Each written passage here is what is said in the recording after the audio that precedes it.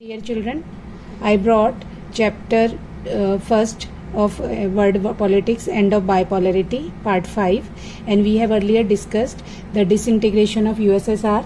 The leader responsible for disintegration of USSR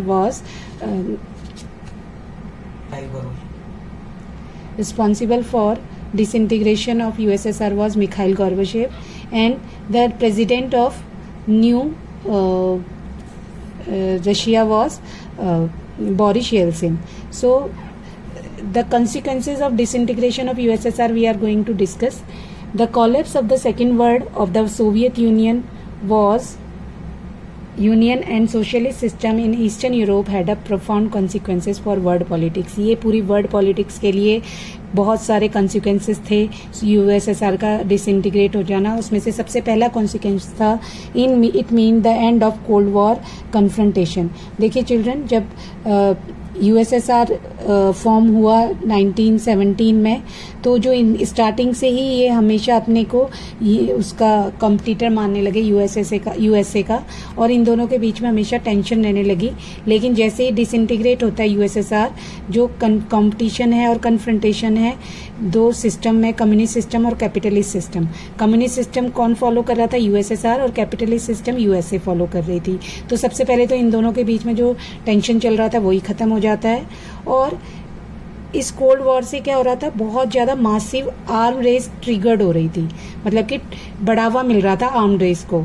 वहाँ USA तो develop था, USA तो उसके पास तो सारी ही इकोनॉमिक और पॉलिटिकल पावर्स थी, लेकिन जो USSR था वो कंटिन्यूस जितना भी इकोनॉमिक डेवलपमेंट की बजाय वो वेपन्स का डेवलपमेंट कर रहे थे. The end of the confrontation demanded an end of this arm race and a possible new peace. अब जब आर्म रेस, ये जब कोल्ड वॉर ही खत्म हो जाएगी तो उससे आर्म रेस खत्म हो जाएगी और नया पीस इस्टेब्लिश होने की चांसेस होंगे. Second, power relation in world politics change. अब पावर रिलेशन भी चेंज होती है. अभी तक जो वर्ड था, हमने बाइपोलरिटी चैप्टर का नाम ही बाइपोलरिटी और एंड ऑफ बाइपोलरिटी चैप्टर का नेम है. इसका मतलब जो इससे पहले कोल्ड वॉर एरा में जो वर्ड था वो दो पार्ट में डिवाइड हो चुका था, एक USA और USSR. अब ये पावर रिलेशन चेंज हो जाती है, USSR कोलैप्स हो जाता है. तो after USSR disintegration only one question rises, who will be the head of eastern European countries. अब जब USSR डिसइंटीग्रेट हो गया तो सबसे बड़ा क्वेश्चन राइज है कि जो ईस्टर्न यूरोपियन कंट्रीज का को लीड कौन करेगा, उनका हेड कौन होगा. The end of the cold war left open the two possibilities. अब इसके आंसर भी यहीं पर है. First one, either the remaining super powers would dominate and create a unipolar system. जो रिमेनिंग सुपर पावर्स हैं, ठीक है, जैसे कि रशिया है, अमेरिका है, वो डोमिनेट करेंगे, और या केवल USA ही सुपर पावर बन के उतरेगा और वो ही पूरा एक यूनिपोलर वर्ल्ड चलाएगा, वो ही सब पूरे कंट्रीज को डोमिनेट करेगा. या नई नई ऑर्गेनाइजेशन बनेंगी, डिफरेंट कंट्रीज और group of countries could become important players in the international system. Therefore bringing is a multipolar system where no one power could dominate.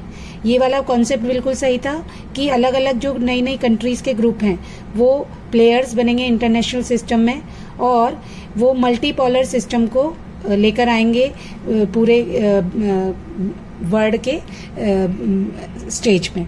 मतलब कि पूरे वर्ल्ड में मल्टीपोलर सिस्टम होगा, केवल एक कंट्री सुपर पावर नहीं बनेगी. फिर भी डोमिनेंट जो रहा वो US का रहा है स्टार्टिंग से, और वो अभी भी चल रहा है. लेकिन फिर भी हम देखेंगे नेक्स्ट चैप्टर में आसियान एक ऑर्गेनाइजेशन पढ़ेंगे, EU European union, alternative centre of powers, China, Japan, एक ऐसी अलग अलग पावरफुल कंट्रीज के रूप में इमर्ज होंगे. अब आउटकम्स क्या होता है, ये पॉसिबिलिटीज हैं. आउटकम्स क्या हुआ? As it turned out, economically outcome, as it turned out, the US became the sole superpower. US sole superpower बन के उभरा है, इमर्ज हुआ है. और इसकी जो पावर है वो कैसे बैक्ड हुई है? Prestige of the US, the capitalist economy.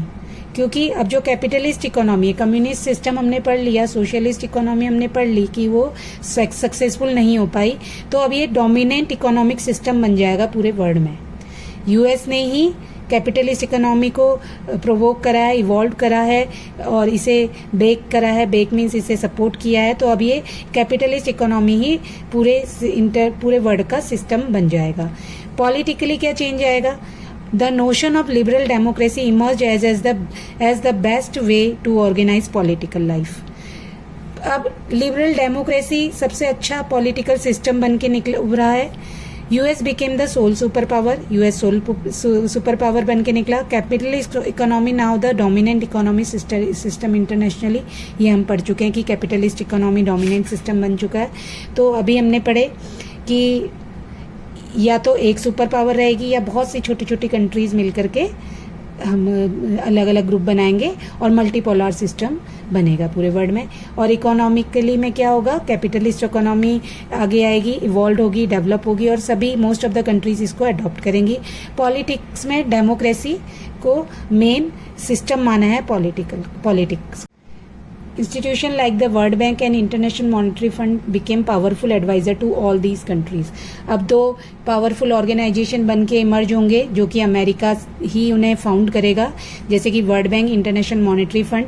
ये इन सब कंट्रीज के एडवाइजरी बनेंगे और फाइनेंशियल हेल्प भी प्रोवाइड करेंगे, जो अभी भी प्रोवाइड कर रहे हैं सारी कंट्रीज को. Because these bank gave the loans for their transition to capitalism. क्योंकि इनका जो सोशलिस्ट सिस्टम था वो कैपिटलिज्म में कन्वर्ट होगा, तो उसके लिए उन्हें लोन भी चाहिए होगा और एडवाइस भी चाहिए होगी. ये बैंक प्रोवाइड करेंगे. वैसे भी इन बैंक का यही फंक्शन है, लोन प्रोवाइड करना और फाइनेंशियल एडवाइस प्रोवाइड करना with some terms and condition. और मैं ये बताना चाहती हूँ कि इन दोनों जो बैंक ऑर्गेनाइजेशन हैं इनके हेडक्वार्टर वाशिंगटन डीसी में ही है, अमेरिका में ही है. चिल्ड्रन, हमने दो कॉन्सिक्वेंसेस पढ़े डिसइंटीग्रेशन के. नाउ थर्ड कॉन्सिक्वेंस क्या है? The end of Soviet block mean the emergence of many new countries. अब सोवियत ब्लॉक में क्या था कि बहुत सारे जो 15 रिपब्लिक थे वो मिलकर के एक यूनियन बनाया था. अब लेकिन अलग अलग कंट्रीज बनेंगी. अब ये कैसे कैसे बनेंगी? पहला, ऑल इन कंट्रीज के पास अलग अलग ऑल्टरनेटिव हैं. All these countries had there independent aspiration and choices. सारी कंट्रीज की अपनी अपनी इंडिपेंडेंसी है और एस्पिरेशंस है, विशेज हैं, चॉइसेस हैं कि वो किस तरह से अपने आप को फॉर्म करेंगी. सम of them is especially the Baltic and the East European states wants to join the European Union and become the part of North Atlantic Treaty Organization. अब इनमें से जो बाल्टिक वाली कंट्रीज हैं, लिथुनिया, एस्टोनिया, ये सारी जो कंट्रीज हैं ये क्या ज्वाइन करेंगी? यूरोपियन यूनियन को ज्वाइन करना चाहती हैं और नॉर्थ अटलांटिक ट्रीटी ऑर्गेनाइजेशन का पार्ट बनना चाहती हैं.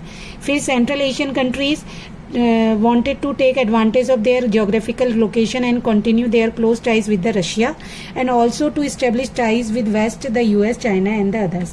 और जो सेंट्रल एशियन कंट्रीज हैं जैसे कि इस्लामिक कंट्रीज हैं, क्योंकि ये रशिया के बहुत क्लोज हैं तो ये रशिया के क्लोज भी रहना चाहते हैं और अपने क्लोज टाई इस्टेब्लिश करना चाहते हैं वेस्टर्न कंट्रीज के साथ, जैसे कि यूएस के साथ और चाइना और दूसरी अदर कंट्रीज के साथ भी.